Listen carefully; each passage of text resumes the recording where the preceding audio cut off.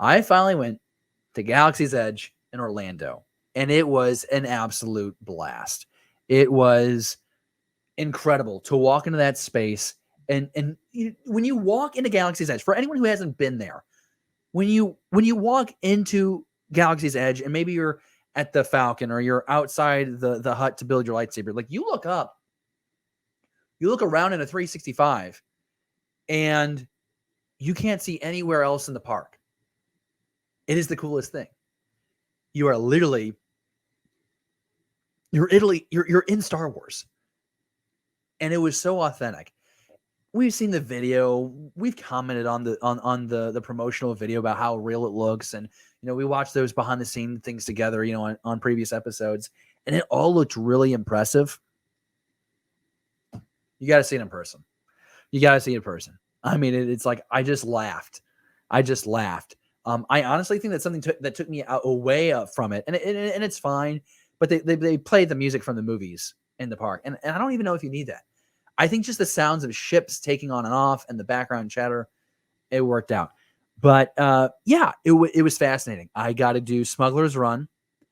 I did not get to go on Rise of Resistance. I missed both lotteries, and I was heartbroken at one point. And I was like, man, this is like why I'm here, to go on this one ride. And then I thought to myself, well, actually, you're going to really cheapen this experience if you just bank the whole experience on that one ride. I was with my wife, her sister, and mom, and they're not nearly as big a Star Wars fans as I am. But we all had a really good time, and it was really cool to share that with them.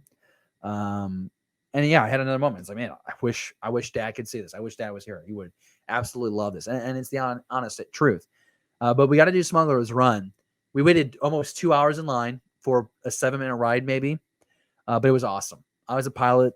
Mandy, my wife, was co-pilot. Her mom and sister are gunners. We got these 2 engineers.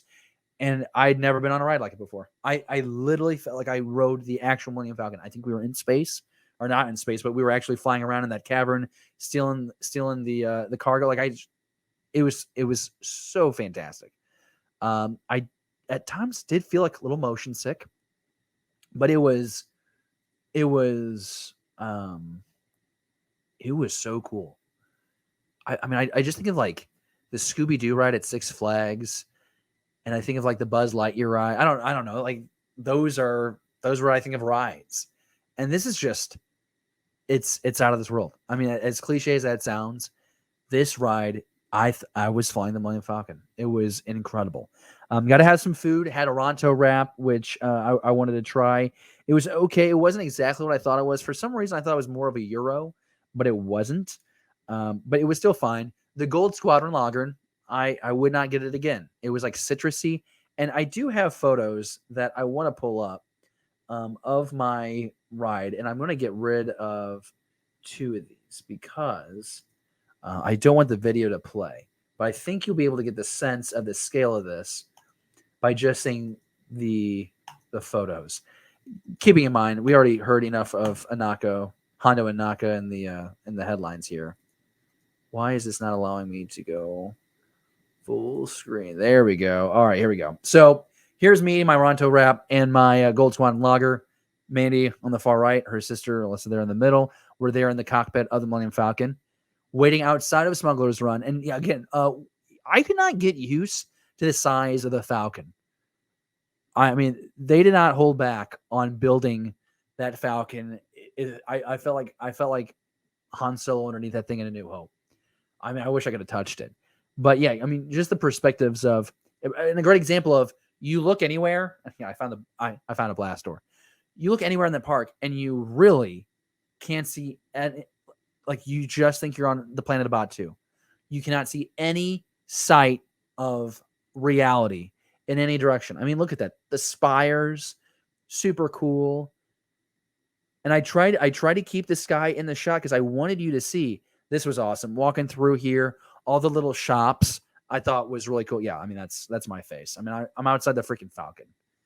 I was so happy. And I remember the engineers talking about, or the Imagineers talking about how they built to a certain height to where it would feel immersive, Batu. It was awesome. Have you been to Galaxy's Edge? If you have, and you're watching the live chat, let me know. I would love to hear about your experience. I love that. Very satisfying. I did buy an $8 Diet Coke.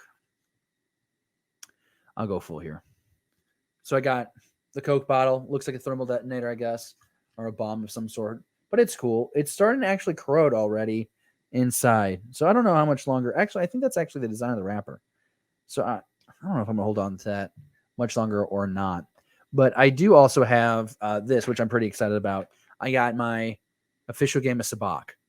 This is pretty cool.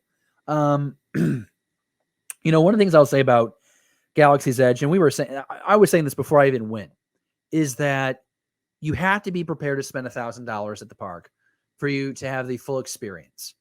It is $200 just to sign up for building your lightsaber, because that's a hilt. It's an extra $50 for the blade. And then, you had to buy a case for it, I believe. I don't think the case comes with it. You can build your own astromech droid. You can buy your Jedi robes. They're very authentic, and you pay the price for them. Sabacc is $16 at Galaxy's Edge, and that's what I got. And very happy with picking up the game.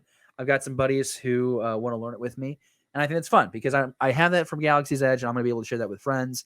And it all goes back to the same thing. I've got a lot of really positive memories. I'm not going to let not getting on Rise of Skywalker or Rise of Resistance get me down, but I will say this. I'm not motivated to go back. I've done it, and I think that if I had a group of buddies who wanted to go to and spend the money and go to Hollywood Studios and try and get on the ride, I would go.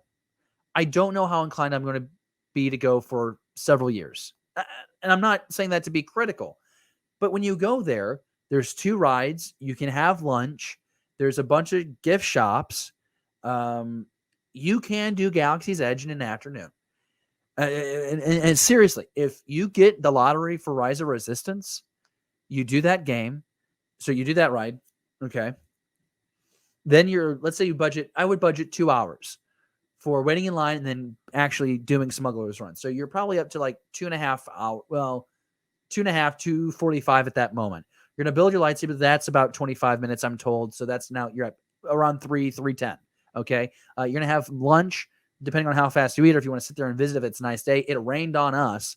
So now you're up to like 3.5 to 4. Okay. Unless you just want to sit there and listen to the John Williams soundtrack, I mean, you're really just spending about 4.5 hours there at the absolute most in one day.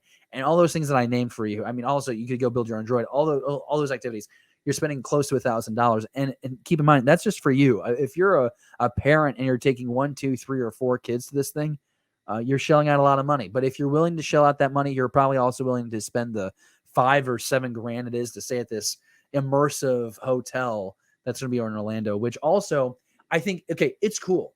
And would I do it? Absolutely. But I'm not paying $5 to $7 grand for it. I'm just saying this. If it's so immersive, I will be furious for you if you go on this. If I find out that it's like 3 a.m. and you're under attack by the Empire, and they wake everybody up at 3 a.m. to get to their stations to fight the Empire, like that would be horrendous. I would hope for $5 to $7 grand. My sleep will not be disturbed, but that's just me. What do you think about Galaxy's Edge? What do you think about that immersive hotel experience? You let me know down in the comments below. Thank you for watching Beyond the Blast Doors. Be sure to subscribe to our channel. Don't forget, give us a thumbs up and leave a comment. Beyond the Blast Doors, a Star Wars conversation.